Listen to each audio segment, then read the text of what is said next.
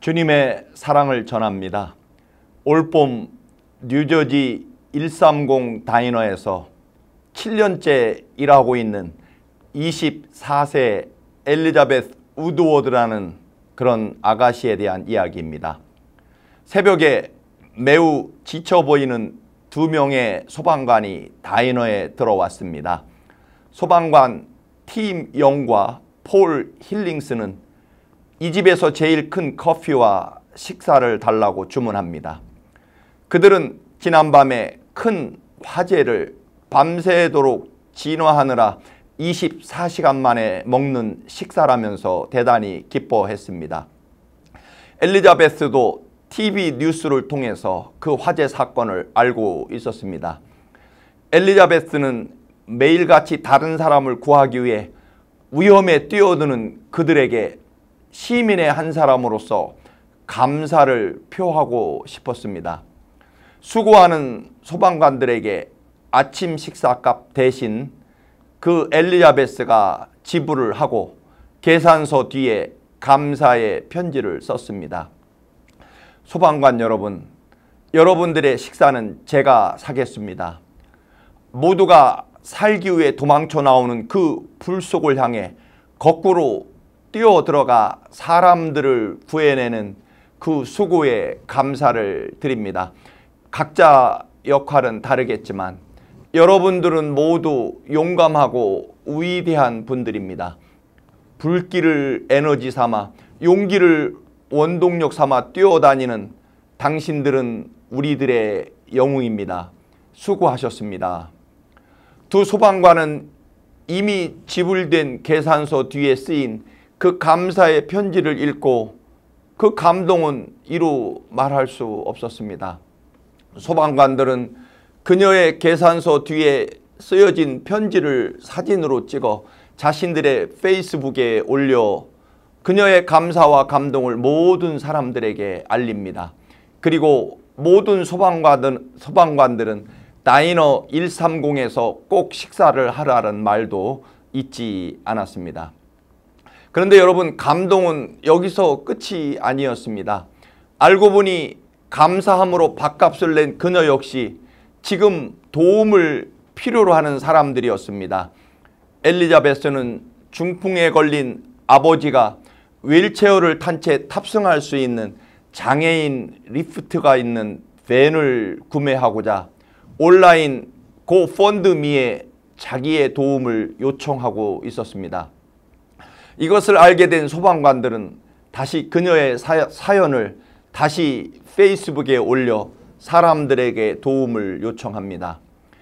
엘리자베스의 사연에 감동한 사람들의 성금이 물밀듯 쏟아지게 됩니다. 엘리자베스는 부모님들의 결혼 기념일이었던 2015년 12월 30일까지 1만 7천 달러를 모아 부모님께 장애인 밴을 선물하려고 했습니다. 그런데 3주일 만에 7만 달러가 모이게 됩니다. 그것은 희망했던 돈의 4배에 해당하는 돈이었고 소방관들을 위해 내준 밥값의 3,500배였다고 합니다.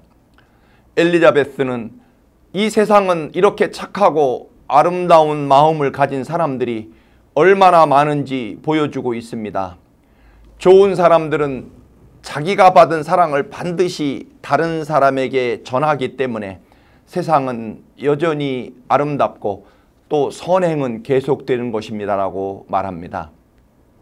그런 생각을 해봅니다. 만약에 엘리자베스가 소방관들이라는 사람들은 어차피 화재를 진압하고 사람들의 생명을 구하라고 월급 받는 사람들이고 나도 지금은 어려운 형편입니다. 빨리 아버지의 장애인 밴을 구입해 드려야 합니다라고 생각하고 소방관들에게 지불했던 아침 식사비를 자기 아버지 장애인 밴을 사는데 보탰다면 어떤 일이 일어났을까요?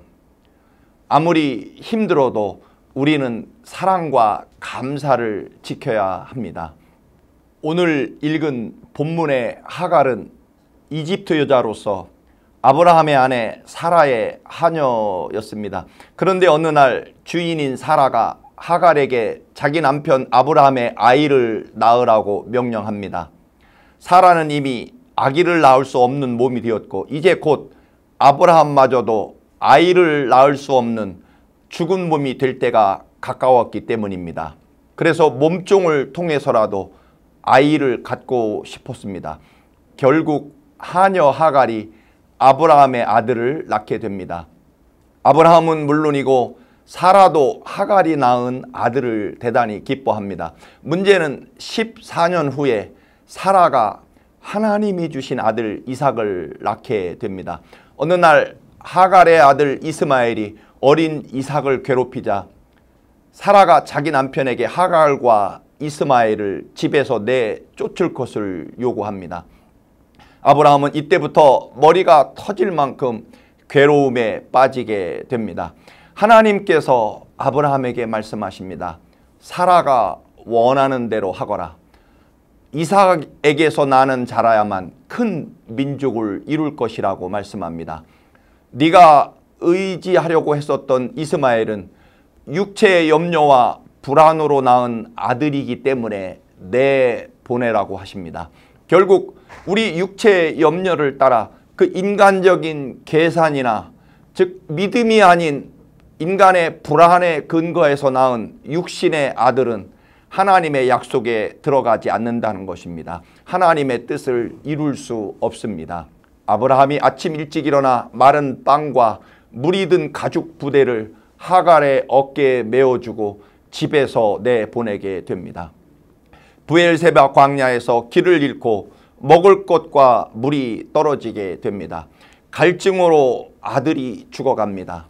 하갈은 아들의 생명을 조금이라도 연장하기 위해서 떨기나무 그늘에 아들을 눕힙니다. 그리고 차마 자기 아들이 죽어가는 것을 볼 수 없어 멀리 떨어진 곳에서 아들을 바라보며 대성통곡하며 웁니다. 우리가 인생을 살아가면서 어려움을 당할 때가 참 많습니다.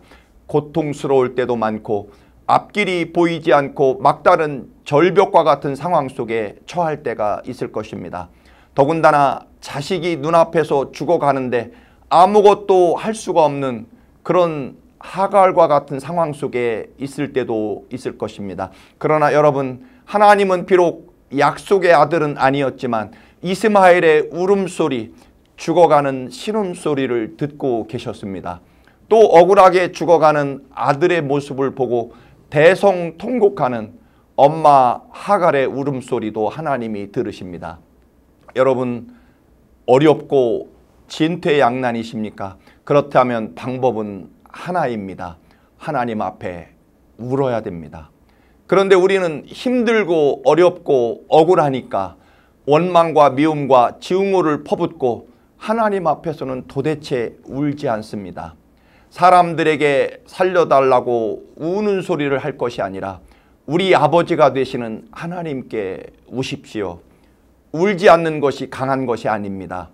가장 강하고 위대한 승리를 거두는 사람은 하나님 앞에서 우는 사람입니다.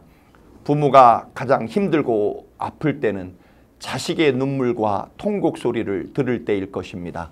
하갈이 눈물을 흘릴 때 그 눈물이 하갈의 눈을 가렸던 원망과 두려움의 껍질을 벗겨주시고 하갈의 눈이 밝아지면서 옆에 있는 샘물을 보게 됩니다.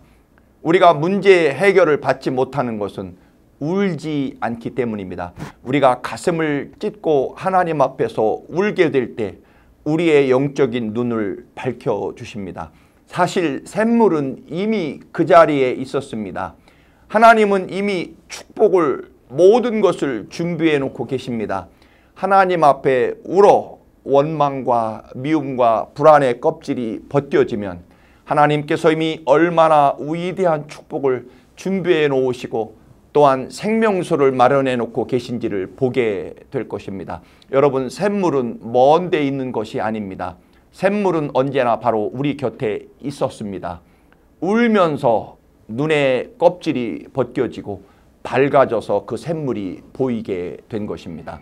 하나님은 나의 목자시니 내가 부족함이 없으리로다. 그리고 내 잔이 넘치나이다. 마음으로 하나님 앞에 우심으로 생명수를 발견하시기를 주님의 이름으로 축원합니다. 할렐루야.